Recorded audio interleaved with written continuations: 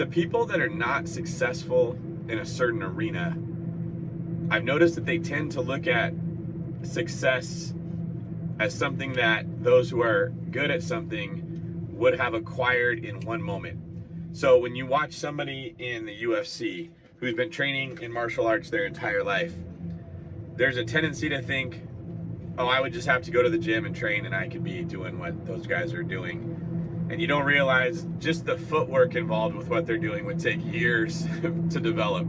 The same with any sport, the same with fitness, the same with money. And that's what we're going to talk about today is financial success.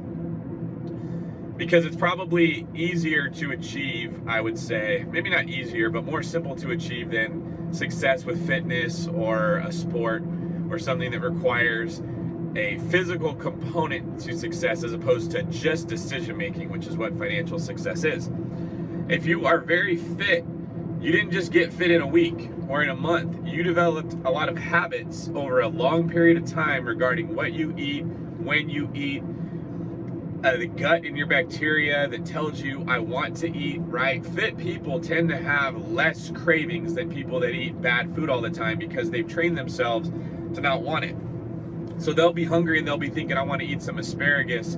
Whereas the person that eats Jack in the Box every day, that's what they're going to be thinking is I want to go get Jack in the Box. And to try to break out of that cycle is hard. But what makes it hard is the fact that there's a lot of bad habits involved. Well, money is very similar. And I just want to talk about financial success and how it relates to real estate. I have a philosophy that every dollar that I make is mine until I give it to someone else. So I don't look at, well, what do I have left over at the end of the month when I've paid all my bills? That's mine. Every dollar was mine. I chose to give it to DirecTV or to the landlord or to a cell phone provider or the gym or whatever it is that I did, the extra guacamole at Chipotle.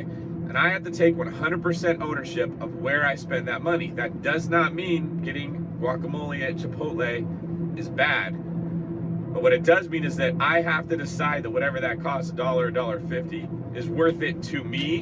And I gotta be okay that I gave away $1.50 of my money and how much time it would take me to make that in order for those couple bites of guacamole. And when you take this position, you stop complaining that the government or other people are not giving you more money, and you start recognizing that you are in control of all your own. And people that do well with money tend to make decisions that amplify that money over time. So I'll give you one example. In 2013, I bought a fourplex in Manteca, California. And at the time I bought it, the rents were between $700 and $800 a month. I paid, I think, $250 for that place. It was a foreclosure that someone else had bought at the courthouse steps and sold it to me. That place is now worth well over $500, and the rents are over $1,450 per unit. So they've doubled since the time that I bought it, more or less. Now, saving the down payment of that place, which was $50,000 plus closing costs, let's call it $60,000, took a lot of time and effort and discipline as a young man. I didn't eat a lot of guacamole. That's one way to put it, right? I saved a lot of money and I forget whatever the past tense is of forego, a lot of things that other kids my age were doing, like vacationing, going to Cancun, getting drunk all the time. And I waited more tables and I stayed later and I lived with my parents for longer. I made some sacrifices that, frankly speaking, if you look at the grand history of the world, were not that big of a sacrifice to make to save that money.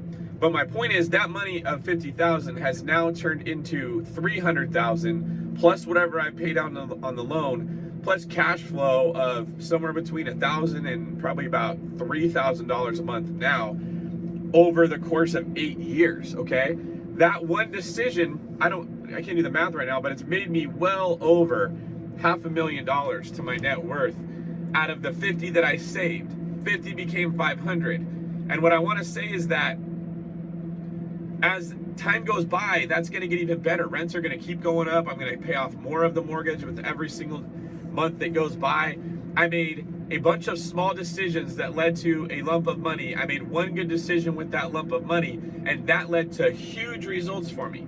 And if you repeat that over 10 more properties, 20 more properties, 30 more properties, you can get to have a net worth of $10 million, $20 million. That isn't really that hard. I don't want to say it's not hard to do. It's not complicated.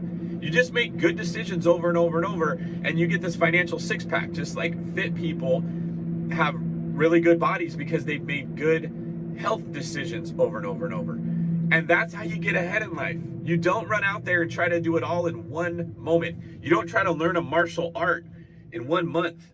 You take your time, you make some good decisions, you keep making them, they get easier, you make more of them, and you stack it so that they work in your favor when you're not working. That fourplex is going up in value and paying off the loan, and I'm doing nothing. I already did the work. I'm looking for the next one. So start thinking now, what are some small decisions that you can make that will lead to bigger wins for you in life that don't involve you trading time for money?